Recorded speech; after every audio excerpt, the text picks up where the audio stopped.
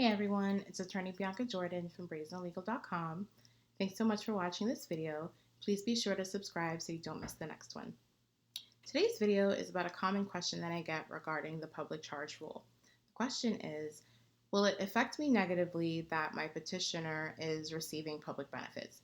So this question comes a lot when somebody who is a US citizen or a green card holder is petitioning for their spouse or child and the petitioner receives food stamps. Or oftentimes I get this question when someone is applying for a green card, but their children who are born in the United States and therefore are US citizens are receiving food stamps. And they're wondering if the fact that their US citizen children receive food stamps will impact their green card application negatively because of the public charge rule.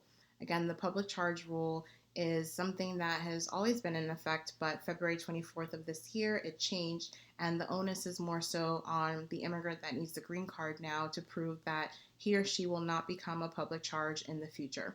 So a lot of people think that if their US citizen children are receiving food stamps, that will negatively impact them. And it doesn't, because the beneficiary of the food stamps is the US citizen child, not you, the immigrant. You, as the immigrant, are not able to receive public benefits. And even once you get your green card, you generally cannot get any public benefits within 5 years of getting your green card. So if you are someone who's applying for a green card and your petitioner, let's say it's your spouse, and they are a US citizen and they're receiving some sort of, housing voucher, or it's, you live in a household and your children who are US citizens are receiving food stamps, that will not impact you because you are not the beneficiary of those public benefits. You, the immigrant who needs a green card, cannot get those benefits. The benefits are for the US citizens, not you. I hope you found this video helpful. Please visit brazenlegal.com/public charge to learn more about the public charge rule and how I can help you with your cases.